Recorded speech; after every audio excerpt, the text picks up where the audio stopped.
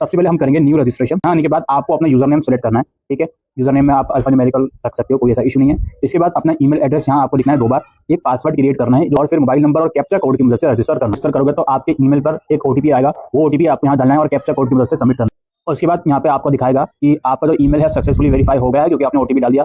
नीचे क्या बोल रहे हैं जी, अपार आईडी वेरिफिकेशन।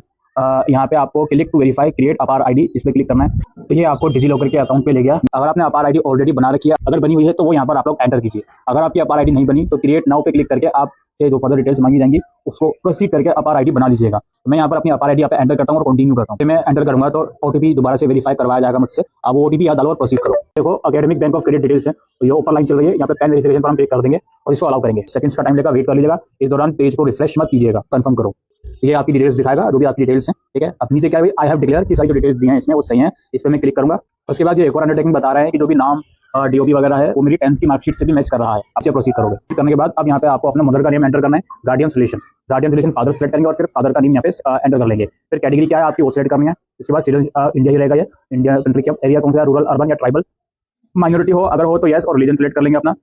इसके बाद आपका स्टेटस क्या है, सिंगल हो या मैरिड हो। सोशल स्टेटस क्या है, कश्मीरी माइग्रेंट, एक्स सर्विसमैन या नॉट एप्लीकेबल। फिर यहाँ पे डिसेबिलिटी की डिटेल्स देंगे, क्या आप डिसेबल हो। अगर एम्प्लॉयमेंट स्टेटस क्या है वो अपने हिसाब से सिलेक्ट करेंगे डिटेल्स। अब एक्चुअली यहाँ पर आपको किस प्रोग्राम के लिए अप्लाई करना है वो सिलेक्ट करना है। अगर जैसे बैचलर्स के लिए मैं अप्लाई करना चाहता हूँ तो बैचलर सेलेक्ट करूंगा। मोड ऑफ स्टडी में ओडीएल ही रहेगा। प्रोग्राम कौन सा है मेरा वो मैं यहाँ पे सिलेक्ट करूंगा। मैंने बीए सेलेक्ट कर लिया।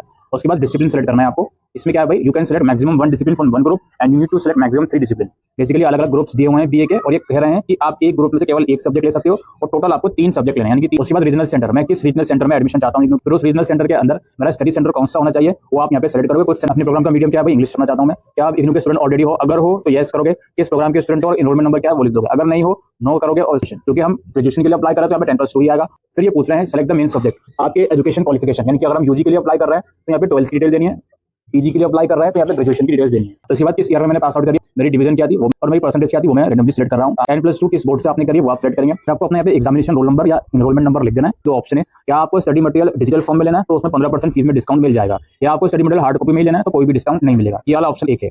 दूसरी चीज इसमें है सब्जेक्ट सिलेक्शन। मेरे पास बीएएम का सब्जेक्ट है तो डिसिप्लिन सब्जेक्ट में इंग्लिश का लिया तो यहाँ पे इंग्लिश का आ रहा है। एक मैंने पॉलिटिकल साइंस लिया तो यहाँ पे वो आ रहा है। इसके बाद एक मेरे को डिसिप्लिनरी इंटर सेलेक्ट करना है। तो एड्रेस यहाँ पे मुझे लिखना है अपना कंप्लीट एड्रेस। प्लीज ये एड्रेस बहुत केयरफुली लिखिएगा। उसके बाद यहाँ पे दोस्तों डॉक्यूमेंट अपलोड करना है, फोटोग्राफ करना है आपको 10 से 100 के बी तक का, सिग्नेचर करना है, 10th क्लास की मार्कशीट करनी है, 12th क्लास की मार्कशीट करनी है। अदर्स में अगर आपके पास प्रोविजनल सर्टिफिकेट है अपलोड कर दीजिएगा। अगर नहीं है, अदर्स का ऑप्शन मैंडेटरी मांग रहा है तो उसमें भी मार्कशीट ही लगा दीजिएगा। आपको ये दिखाएगा जो डिटेल्स आपने फॉर्म में अभी तक भरी है, सारी डिटेल्स एक बार क्रॉस वेरीफाई जरूर कर लें। पेमेंट करने के बाद रिसिप्ट आपकी जरूर आ जाए, इस चीज का ध्यान रखें। ताकि यही प्रोसेस है दोस्तों। इसके बाद कुछ समय के बाद जो इग्नू का एडमिशन है वो कंफर्म हो जाता है। तो फॉर्म भरने के बाद शांत नहीं बैठना, दिन में 1-2 बार आपको पोर्टल रोजाना चेक करते रहना है।